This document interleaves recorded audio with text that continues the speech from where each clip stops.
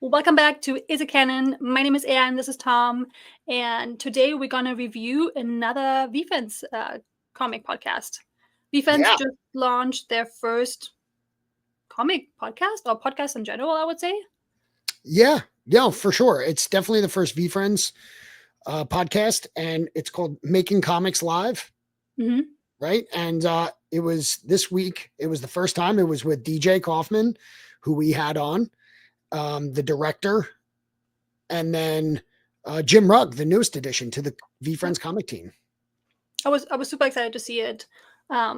I'm excited that there's going to be more content around it. I feel like the comics need more content, more people talking about it, and the more podcasts, the more content around it, I think the better, so people can get to know it.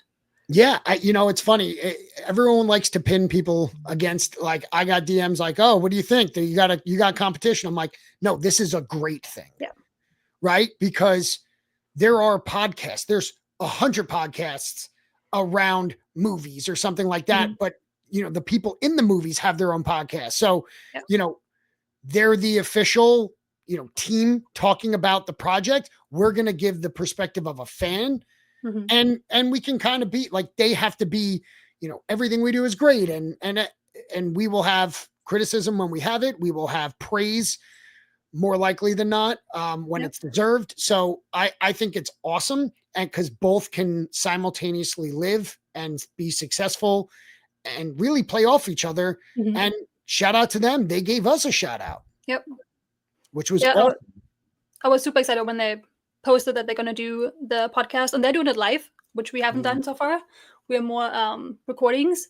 I think both has its ups and downs and how it works for each one. But I also feel because each person is different and each podcast is different, it's going to hit with different people. So I feel like the more different podcasts there are, like some people are going to listen to theirs, to ours, and people are going to listen to both. I feel like I said, the more people are doing content around it, the better. You're going to reach a wider variety of people. No, it's good for us. Just like the live streams for cards, them doing it brings people in. Yep. And if they're interested in that, they'll be interested in us. Yep. It'll be a great onboarder for us. This is great for us. But I also think for them, it makes sense to be live. People want to ask them questions. Mm-hmm. We got direct, face-to-face questioning of them, and we steered the conversation. This is a chance for everyone to ask them questions directly. Mm-hmm. If we went live, it's going to be the same shenanigans that when we go live now. We're live streaming veterans, but we just felt like pre-recording. We'll definitely get into live streaming at one point. Yep. Do specials, but so let's talk about it. There was some awesome information discussed. I was excited to hear more about Jim and his background because we haven't heard much about him yet. My favorite part was probably that he comes from a graphic design background, which is my background. So it was really cool to hear his journey from that into comics and how it helped him and stuff. And he talked about the comic he's working on for next year. He's doing actual in-person printing right now with somebody. So he's going to a printing press, and that's what we did in college too, which I got super geeked out about. So seeing him do a lot of the graphic design stuff, bringing that into his artwork was super exciting for me to hear. So we will definitely try to get him on. And we talked to him at Comic-Con, and he seemed super into it because he has his own podcast too for a while.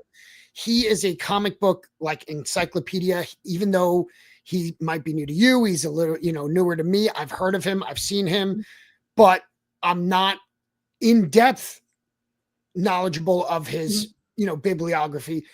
He may be new to you listening. He is not new to comics. This dude has been in it forever.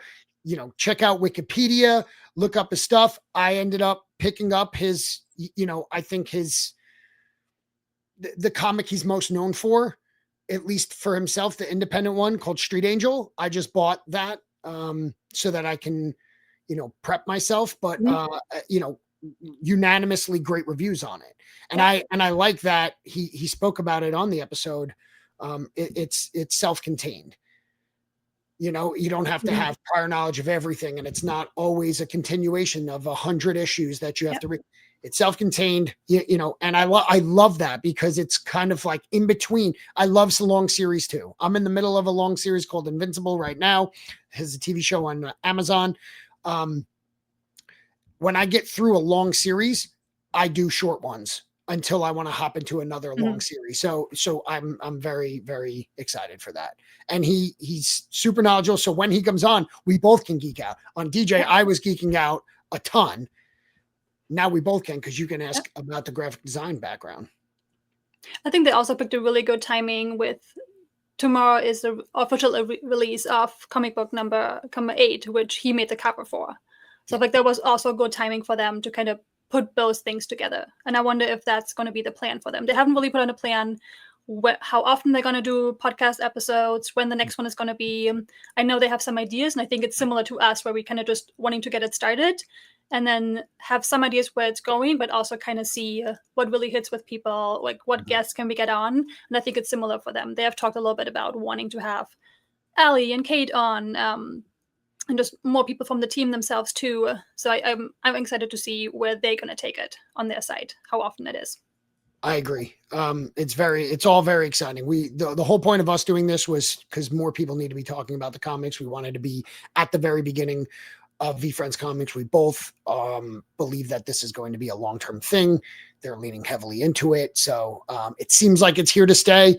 And this is just another indication of that. So it'll be more exposure, more people talking about it. It's great. It's all great. And it was awesome. One of my favorite things about issue 5 was the back cover, where they talked about the retreat in Minnesota. And, we learned from DJ that Jim went kind of as like a freelance. He went to the second one, not the second one. Wait, which one am I talking about then? The one on 5 is, I'm pretty sure, is the one in the woods, the first one. Oh, so he wasn't at that one. He was at the next one. As far as I know, he was only at the second one. Got it. Okay. Still, like DJ talked about him going and how it was kind of weird to bring someone who knows nothing about it. But since he's apparently like family to DJ, he's the guy. And I love to get more background of that. So that part of their podcast was super interesting to me. I love the creative process. So, him saying that on the flight, he had the idea, right, on the flight home. And then when he talked about farm fights, it being Gary's idea or mine, and then Jim just took that and ran with it. And Gary was like, yes, I love that stuff. So that was super cool to see, like just how they instantly kind of work together. And I think that's, again, kudos to DJ, just knowing exactly who to bring in. Like he was the one talking to Jim and saying like, hey, if you have time, like we would love to have you on the team. And then that's how it worked out. And I think that's again, DJ just knows who to bring into the team, who they're needing right now, who also just, I think personality wise, just what really fit in. And it seems to be like Jim already said, like he's loving it. Yeah. And from what we learned from him, because this was, a lot of new information for me about him, he likes to do different things, right? He likes being put in position, like write a novel or do this and go to the printing press. He likes doing something that he hasn't done before, which usually is an indication of someone that doesn't want to be pinned down to a corporate gig, know? So him joining just is another symbol that, they're doing things the fun way. It doesn't feel like a corporate job because you get creative freedom. Yes, there's fine, reporting up and all that stuff.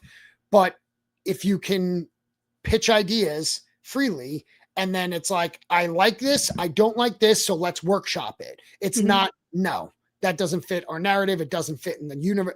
No, it's, he said it. I like that every issue is different and self-contained.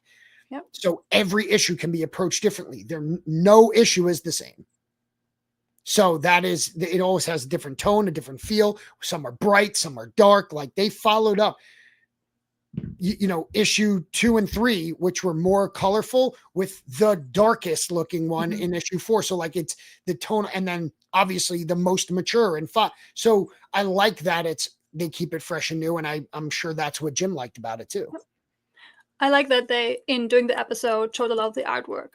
Like DJ would go in, and I think Jim too, and would just show their art process, like the different just programs they're using and have like this whole overview of like really how their whole process looks like. And I think that's really cool, again, to look behind the curtain of like, how is it actually made? And I feel like it gives you another appreciation of how much work actually goes into making a comic. It's not just like a couple of couple of pictures and write some words. Like there's a whole, or when they talked about that they are currently working on issue 10 to 14 simultaneously. Yeah. Like that's just like super impressive to hear. Like it has to have, like, especially if they want to go to 2 issues a month starting the next year, like there's a lot that they have to be doing from now on. I gotta say, the most impressive thing is DJ writing all these. Mm-hmm. Do you know what I mean? Like, it's obviously wildly impressive for the artist to do all of the panels. Like every panel, you know, drawing a whole page has got to be like daunting task. They're doing 6 pictures per page, you know, whatever it is. And that's super impressive. And that is like the most time consuming. But DJ's writing like they can circulate through the artist. He's writing all of these stories. So like tonally different, you know, length is different, all the different stories. It's, to me, wildly impressive. Again, just shout out to DJ. He's just proving over and over again that he was the right guy to lead the charge here. And it's so exciting. I'm finding myself for the first time, not for the first time, but wild, head and shoulders above all the other times. I'm so excited for the next comic. And it's not just because I want to, you know, for the podcast and the next episode and all that. Gary B, you know, new talent. It's one of my favorite characters. I'm genuinely excited about it. What I really like right now too, DJ on his socials is a series called like 100 Days of Making Comics. And he's actually allowed to show a little bit of like, he's making a comic right now. It seems like about the robot. And so he's showing the whole process of like how long it actually takes him to like draw, like he's writing and drawing it for the first time. Like every single panel, like the pre-drawing and then the inking in and then the coloring and like how long it actually takes, because there's so much detail that goes into it. Like it's, again, like it gives you a different appreciation of like how long it actually takes. Yeah. Which is good. I feel like comics need that be seen as like it's an art. Yes. You know? Oh, I mean, yeah. The storytelling is an art. And like DJ said, comic books are the best medium for storytelling. Yep. You know, it's just a printed movie. It's the best. And I'm so excited now that so many people are going to be exposed to the wonders of comic books. You know, obviously I've known for a long time, but you know, there's this thing, people kind of write them off. That's for children. It's real, like it's really not. There are real life lessons. There's real things you can learn from comics, real emotions you can feel. They can convey it with one panel. And you know, we'll get into it because we always have a segment on our normal show. This is our mini episode. We just have to get out right away because of the exciting thing today. But, you know, that's why we do favorite panel, because a panel can make you feel something. And you know, that's what I look for that segment. Yep. So wildly exciting stuff. Good, fun times. It's a good time to be doing this. I'm glad we started this, Anne. Thank you for, you know, kind of leading the charge here and letting me be a part of it. I think we're doing this together. But yeah, if you guys want to check it out, it's on VeeFriends Comics on their YouTube channel. They do it live, but they also have the recording up right now, so you guys can watch it. Definitely check it out. Follow them. We will put the link in our comment section, and let us know what you think about it. Do you like it? Do you want to see more of it? Do you want us doing more live episodes? So check it out. Let us know. Push the button. What button? Oh. Subscribe, Anne. What do you think we're doing? We're different pages. God. See you next time. German. Oh, God. Say it in German that next excuse time. is so old. Say it in German next time, so I understand. Nein. It's the only word he knows.